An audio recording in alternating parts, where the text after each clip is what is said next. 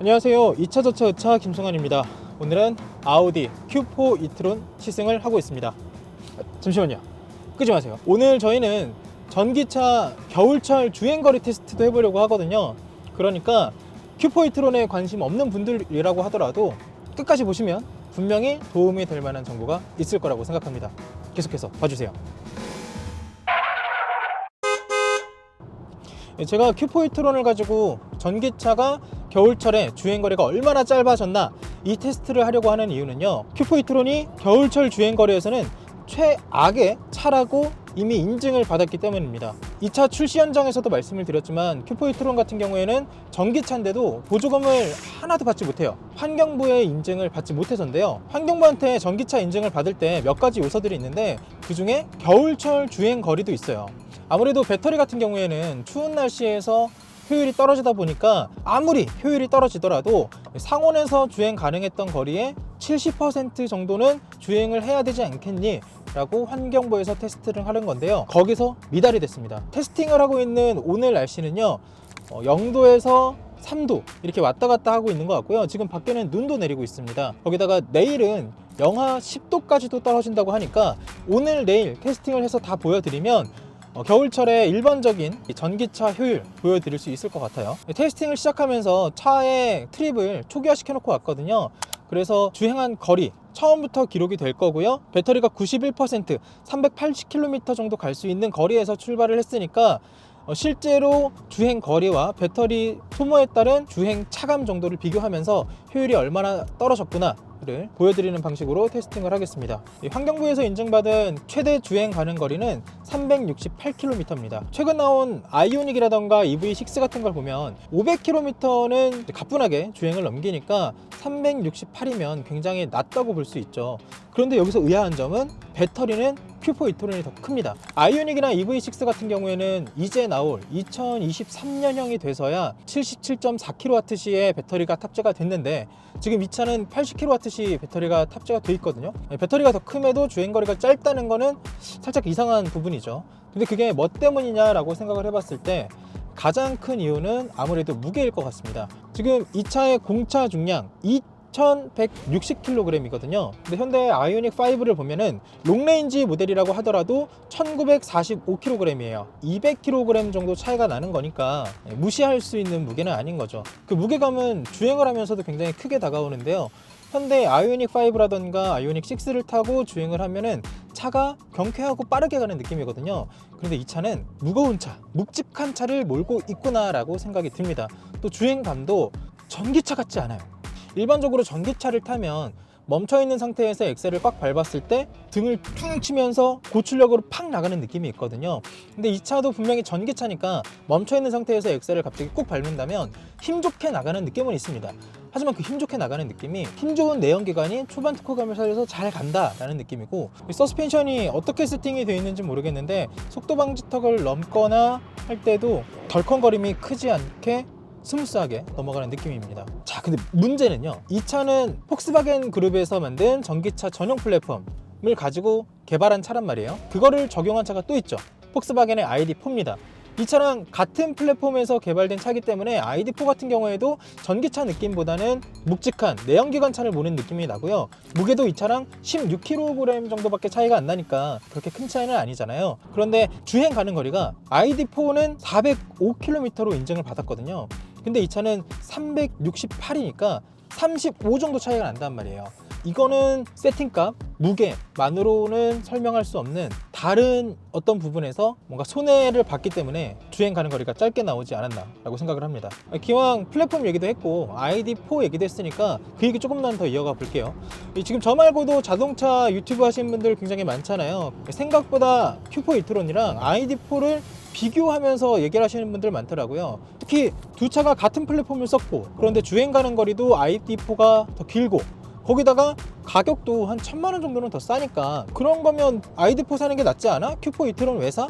라고 하시는 분들이 있었는데 저는 두 가지 다 타봤는데 분명하게 급 차이가 느껴집니다. ID4를 타면서 같이 탔던 분들한테 물어봤을 때 가장 불만이었던 것 중에 하나가 공간이었거든요. 준준형 차라고 나왔는데 생각보다 공간이 좁았습니다. 특히 뒷자리가 날씬한 여성 세 분이 앉았을 때도 이렇게 어깨가 따닥따닥 붙어서 계속 타고 가다 보니까 좁아서 멀미가 난다, 이런 얘기도 있었거든요. 그런데 같은 준준형급인 큐포 이트로는 ID4보다 전폭이라고 하죠. 차의 가로 길이가 15mm 정도 더 길어졌습니다. 길이 해봤자 1.5cm고 요 정도밖에 안 되는데 그게 무슨 차이가 있냐라고 생각하실 수 있어요. 근데 그 차이가 실내에서 공간적으로 볼 때는요, 소형차와 준준형차를 나누는 정도의 공간일 수도 있고요, 준준형차와 중형차를 나눌 정도의 크기가 될 수도 있는 거거든요. 굉장히 작은 차이지만 그걸 통해서 일어나는 실내 내부 공간의 넓이는 타는 사람이 체감하기에는 굉장히 넓게 느껴진다라고 생각을 합니다. 실내 넓이뿐만 아니라 인테리어에서도 급 차이는 분명하게 느껴지는데요. 원래 럭셔리 브랜드랑 대중 브랜드의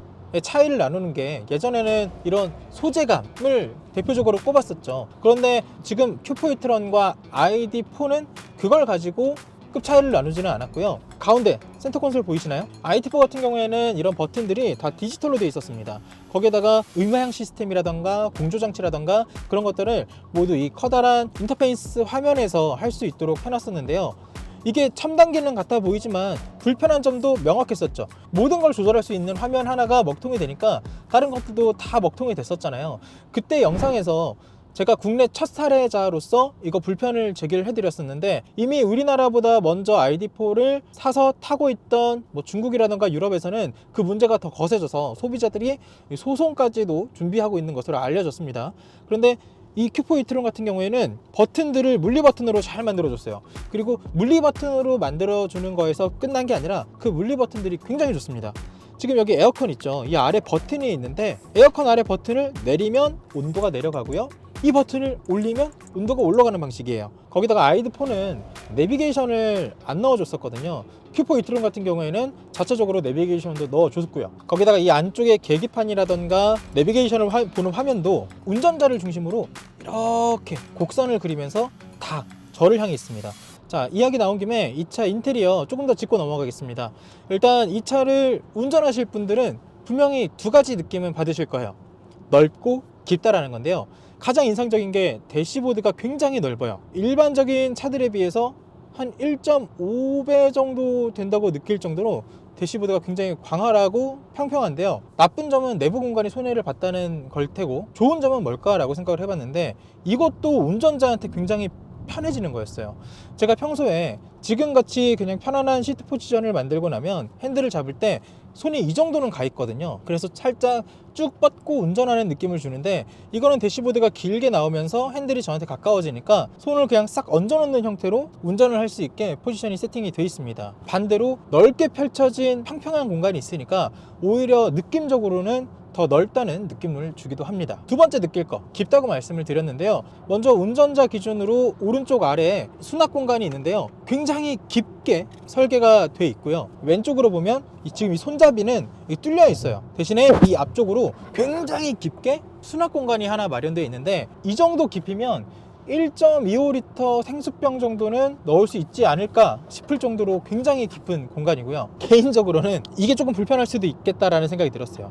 자, 이게 살짝 예민한 문제인데, 다른 분을 태우면 여기 손잡이 쪽에다가 휴지라던가 건종이 같은 거 놓고 내리시는 분들이 있단 말이에요. 손잡이 수납 공간으로 돼 있으면 차 치우면서 쉽게 보고 이렇게 꺼내서 버릴 수 있잖아요. 그런데 지금 이 차 같은 경우에는 여기가 뚫려 있기 때문에 어디로 떨어질지 걱정도 되기도 하고요. 이 앞에 수납 공간은 워낙 깊다 보니까 여기다가 껌종이나 휴지 같은 거 놓고 가면 못 찾을 것 같은 거예요.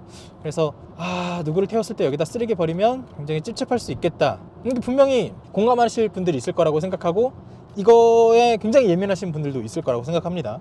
그 다음 이 차 장점이라고 할 수 있는 게 헤드업 디스플레이가 굉장히 좋습니다. 헤드업 디스플레이라는 게 보통 빛을 쏴서 유리에 반사시킨 다음에 운전자 눈으로 쏴주는 거 있잖아요. 빛을 쏴서 운전자 눈으로 보내서 그런지 저는 헤드업 디스플레이를 볼 때마다 약간 울렁울렁하고 눈이 피로하다는 느낌을 많이 받았습니다. 그래서 시승을 할 때도 보통 그 기능을 꺼놓고 운전하는 경우가 많은데, 큐포 이트론 같은 경우에는 헤드업 디스플레이가 시인성도 좋으면서 눈의 피로도 그렇게 크지 않은 것 같아요. 제가 여태까지 써봤던 자동차 헤드업 디스플레이 중에서는 가장 이질감도 적고 뭔가 울렁거리지 않는 느낌이고요. 거기다가 이 차의 자율주행 기능이 핸들에서 이렇게 버튼으로 하는 게 아니라 왼쪽 아래에 스틱으로 되어 있거든요.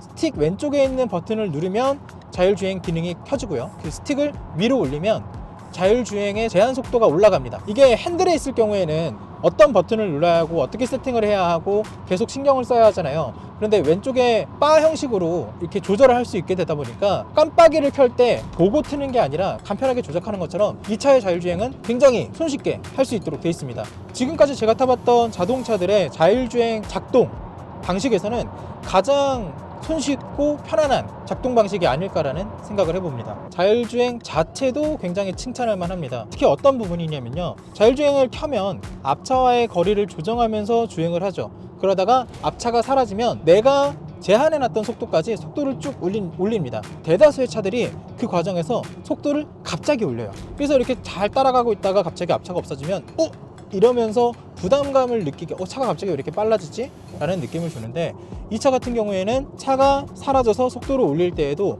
서서히 올라가고요, 멈출 때도 갑자기 차가 가까이 있지 않는 이상 서서히 속도를 내립니다. 지금 자율주행 기술이 기술적으로는 굉장히 고도화되어 있는데 승객의 그런 편안함까지는 생각하고 만들지 않는 것 같아요.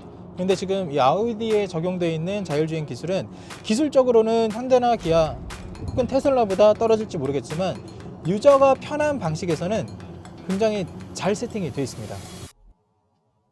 네, 일단 저희는 얘기를 하다 보니까 저희가 목적지로 삼았던 강원도 홍천까지 도착을 했습니다. 지금 주변에 눈발이 굉장히 거세졌는데요. 일단 저희는 여기서 중간 상황 한번 보고를 드리고 다시 출발을 하려고 해요. 저희가 처음에 출발할 때는 배터리가 91% 있는 상태였고 주행 가는 거리는 380km였는데요. 지금 147km를 온 상황에서 232km가 남았습니다. 그러니까 이걸 합치면은 380km가 되니까 처음에 주행 가능 거리 알려준 것과 똑같다고 볼 수 있는 거죠. 지금까지 상황으로 봤을 때 어쨌든 환경부 인증 주행 가능 거리가 368km였으니까 그거보다는 더 멀리 갈 수 있는 상황은 맞아요.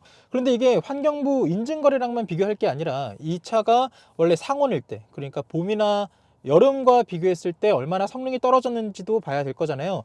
다행히도 이 차와 똑같은 차를 가지고 모카의 김한용 기자님이 테스팅을 해준 영상이 있더라고요. 그 영상을 보면 상온 25도에서 주행을 하신 것 같고요. 부산까지 가면서 총 500km를 갈 수 있는 걸로 결과가 나왔습니다. 지금 상황이나 상온에서 테스팅할 때나 인증 기준보다는 둘 다 높긴 한데 상온일 때와 비교하면 지금은 76% 정도의 성능을 나타내고 있다고 말씀을 드릴 수 있을 것 같네요.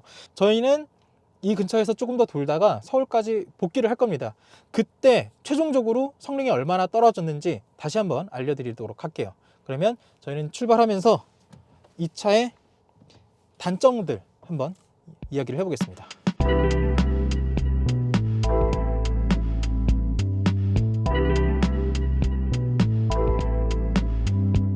이 차의 최고 단점을 꼽으라면 뭐니 해도 주행거리죠. 실제 사용에서는 500km까지 갈 수 있다고 하더라도 다른 차들과 비교할 때는 인증거리로 비교를 해야 되는 거니까 다른 차들도 인증거리보다 많이 가잖아요. 인증거리만 놓고 보면은 400km가 채 안 되는 거리를 가지고 만약에 지방에 살거나 지방에 오며 가는 일이 많다고 생각하면 부담될 수밖에 없는 거리긴 합니다. 거기다가 겨울철 주행거리는 인증조차 받지 못해서 보조금을 못 받잖아요. 그러면 가격도 역시 부담이 됩니다. 자, 그런데 놀라운 점은요, 이미 이 차 2022년에 판매하려고 했던 대수는 매진이라고 합니다. 보조금을 받지 않고도 이 차를 사고 싶다 라는 분들이 많았나 봐요. 어떻게 매진 행렬이 될 수 있었는가? 거기에는 분명히 이 차가 최대 주행 가능 거리와 또 가격을 뛰어넘는 상품성이 있을 수도 있겠지만 여기에는 환율도 크게 작용했을 거라고 생각을 합니다. 지금 환율이 굉장히 올랐어요. 그 말은 우리나라 돈의 가치가 떨어졌다는 건데, 똑같은 가격, 똑같은 달러 기준으로 판다고 하더라도 환율이 올라버리면 해외에서 이 차를 들여와서 판매를 할 때 우리나라에서 가격은 고정되어 있잖아요. 그러면은 달러를 기준으로 환산해서 가져갈 때 오히려 조금 수익이 감소하는 효과가 발생을 하거든요. 그러니까 우리나라에 들여오는 것보다는 저기 유럽이나 아니면 미국이나 이런 쪽에다가 물량을 늘리는 게 아우디 본사 쪽에서도 이득일 거라는 생각에 우리나라 물량을 많이 배정을 하지 않은 것 같고요. 9월부터 12월까지 한 1800대 정도가 팔린 것으로 확인이 됐습니다. 여기서 이제 걱정이 조금 더해지는 부분은요, 지금 2020년에 판매하려고 했다는 건 다 팔았다고 말씀을 드렸잖아요. 그러면 이제 물량에 들어오는 건 2023년에 추가로 들어오는 건데, 그때는 연식이 바꾸면서 가격이 추가로 올라갈 가능성도 있단 말이에요. 거기다가 아우디가 이 차를 우리나라에 5,970만 원부터 가격을 책정한 거는 보조금을 받기 위해서였는데, 어차피 보조금 못 받게 된 거 가격을 더 올리게 될 가능성도 있다는 거죠. 그 다음 단점으로 볼 수 있는 거는요, 이건 어디까지나 제 주관적인 의견입니다. 디자인이 빠르게 올드해질 것 같습니다. 이 차가 나왔을 때 디자인을 두고 호불호가 좀 나뉘었어요. ID4 같은 경우에는 전반 대체적으로 좋은 평가를 받은 디자인이었는데, Q4 e-tron 같은 경우에는 부정적인 생각을 하시는 분들도 있었거든요. 자, 그 말은 디자인이 바뀐 모델이 빠르게 나올 수 있다는 겁니다. BMW라던가 벤츠 타시는 분들 디자인으로서 장점이 차 자체가 예쁜 것도 있지만 연식이 바뀌면서 디자인의 변화가 그렇게 크지 않거든요. 그러다 보니까 예전 차를 타더라도 최신 차와 디자인 차이가 크게 없는 상태로 탈 수 있는 것, 그것도 이제 수입차들의 장점이었는데, 지금 Q4 e-tron 같은 경우에는 이 차를 사고 만약에 다음 모델, 디자인 변형 모델이 나온다면 그 디자인 변형 모델의 디자인 개선, 변화가 크다면 이 차는 그때쯤 되면은 이 차를 탄 기간에 비해서 굉장히 오래된 차 같은 느낌이 들 수 있는 거죠. 자동차가 단순히 탈 것이 아니라 나를 상징하는 뭔가 표현물이라고 생각하는 분들도 많기 때문에, 나를 표현하는 수단에서는 트렌드가 존재하고 구형과 신형의 낡아가는 차이가 굉장히 크게 다가오기도 하잖아요. 다음으로 가는 단점은요, 이 차의 뒷바퀴에는 드럼 브레이크가 탑재되어 있습니다. 폭스바겐 ID4 같은 경우에는 뒷바퀴에 드럼 브레이크를 넣은 것 때문에 굉장히 많은 논란이 발생했고 비판도 많이 받았죠. 이 차도 똑같은 시스템이 적용되어 있는데, 신기한 건 이 차와 관련해서는 드럼 브레이크 논란이 이슈가 크지 않다는 거예요. 드럼 브레이크가 뭔지 모르거나 뭐가 문제이길래 라고 생각이 드시는 분들은요, 유튜브에 ID4 드럼 브레이크 치면 정말 많은 영상들이 올라와 있거든요. 저는 짧게 말씀을 드리자면, 최근에 많이 쓰고 있는 디스크 브레이크 방식에 비해서 좀 저렴하고요, 제조사가 만들 땐 저렴한데 수리가 필요해서 소비자가 수리하러 갈 때는 더 많은 비용이 지불을 해야 합니다. 또 브레이크 성능 자체에 대해서도 갑론을박이 조금 있는데요, 제가 지난번 ID4 시승에서 테스팅 해본 결과 소비자가 일상적인 주행에서는 큰 차이를 느끼지 못할 수준이다 라고 결론이 나왔습니다. 마지막 단점은요, 지금 제가 가는 곳과 관련이 있는데요, 아우디 Q4 e-tron은 우리나라의 후륜 구동 모델밖에 나오지 않았습니다. 최근에 아이오닉이라던가 EV6 같은 많은 전기차들이 사륜 구동 방식도 선택할 수 있도록 하고 있는데, Q4 e-tron은 선택하지 못합니다. 후륜 구동 방식밖에 고르지 못하고요, 지금 눈도 오고 있고 중간중간 얼어있는 길도 보이는데, 사륜 구동이어도 조심해서 가야 하지만 이륜 구동, 특히 그게 후륜이라면 빈칸길에서 미끄러질 위험이 아무래도 높거든요. 그래서 이 차를 사실 분들은 사계절 타이어를 쓰기보다는 겨울에는 윈터 타이어를 착용하시는 게 안전에 도움이 될 것 같습니다. 자, 이렇게 Q4 e-tron 시승기 리뷰 관련해서는 대부분 말을 한 것 같은데요, 저는 아직 여러분에게 보여드려야 할 게 있죠. 겨울철 전기차 성능이 얼마나 떨어지느냐 라는 최종 결과는요, 지금 저희가 갈 길이 아직 많이 있거든요. 그러니까 눈을 빨리 깜빡여 보세요. 자, 깜빡! 한 번 더 깜빡이시면 저희가 도착해서 결과를 알려드리고 있을 겁니다. 감으세요. 자, 결과가 나왔습니다. 저희는 서울 상암동에서 출발해서요, 강원도 홍천군을 왕복했는데요, 다녀오고 나니까 트림에 주행거리가 242.7km가 찍혀 있었더라고요. 이제 그러면 배터리 상태를 봐야겠죠. 배터리는 91%에서 27%로 줄어있는 상태였습니다. 지금부터 수학이 조금 나올 건데요, 걱정하지 마세요. 계산은 제가 할 테니까 여러분은 마음 편하게 보시기만 하면 됩니다. 자, 64%의 배터리를 이용해서 242.7km를 다녀왔으니까 1%당 3.79km를 다녀온 꼴이 되는 거고요. 자, 100%일 때 379km를 갈 수 있었다라는 결과가 나오는 거죠. 저희가 아까 전에 0도씨라고 써놓긴 했지만 지역에 따라서 영하 한 2, 3도부터 상온 2도까지 온도의 편차가 컸는데요. 어쨌든 0도씨를 기준으로 플러스 마이너스 2도씨를 했을 때 큐포이트로는 379km를 갈 수 있었습니다. 이거는 주행 거리였고, 저희가 확인하려고 했던 거는 얼마나 성능이 떨어졌냐 였잖아요. 바로 보여드릴게요. 공인 주행 가는 거리 368km인데요. 저희가 0도씨에서 주행 실험했을 때 379km를 갈 수 있었으니까, 이거 계산해 보니까 3% 정도 성능이 업그레이드 됐더라고요. 뭐야, 0도씨일 때도 뭐 잘 가네, 이렇게만 생각하면 안 되죠. 보통 전기차 같은 경우에는 공인 주행 가는 거리보다 많이 갈 수 있는 게 일반적인 수치잖아요. 그래서 실제로 상온일 때 주행을 얼마나 할 수 있었냐랑 비교를 해야 되는 건데, 다른 채널에서 비교한 게 있었죠. 25도일 때 주행 실험한 게 최대 500km까지 갈 수 있구나 였습니다. 저희 실험 결과를 대입해 보면요, 25도일 때보다 0도씨일 때 25% 정도 성능이 떨어졌고요, 75% 정도 성능을 보였다라고도 표현할 수 있겠죠. 자, 일단 저희 실험 결과는 여기서 끝이 났는데요. 다른 차들은 겨울철에 얼마나 갈 수 있을까요? 그것도 알려드릴게요. 제 손바닥에 있습니다. 요거예요. 여러분이 가을까지 그 전기차를 가지고 최대로 주행해봤던 거리에서 70% 이하로는 떨어지지 않는다고 생각하시면 될 것 같아요. 아까 전에 큐포이트론이 환경부 인증, 그 겨울철 주행 가는 거리 인증을 통과하지 못해서 보조금을 못 받는 차다라고 말씀드렸잖아요. 환경부에서 측정하는 기준이 상온에서의 70% 수준입니다. 그러니까 큐포이트론만 통과를 못했으니까 다른 차들, 시판되는 차들 중에서는 70% 이상의 거리를 갈 수 있다고 환경부가 인증하는 셈이 되는 거죠. 자, 그런데 저희 아까 실험 결과에서는 75%였으니까 환경부가 인증한 거리보다는 더 많이 갈 수 있는 거였잖아요. 왜 그런 결과가 나왔을까요? 그거는 저희는 0도씨에서 측정을 했는데 환경부가 인증하는 기준은 영하 7도씨였기 때문입니다. 자, 사실 더 하고 싶은 얘기가 있긴 한데요, 그 얘기는 컨텐츠에 못 담게 됐어요. 그 이유와 그 내용들은 더보기란에 담아놨으니까 아래 내용을 참고해 주시길 바라고요. 저희 이번 컨텐츠를 통해서 겨울철에 전기차 불안했던 그런 주행 가는 거리 조금은 도움이 되셨길 바랍니다. 다시 한번 복습하는 거예요. 딱 요만큼, 이게 안전 기준이라고 생각하시면 될 것 같습니다. 오늘 준비한 내용은 여기까지고요. 저는 지금까지 2차 저차 의차 김성환이었습니다. 고맙습니다.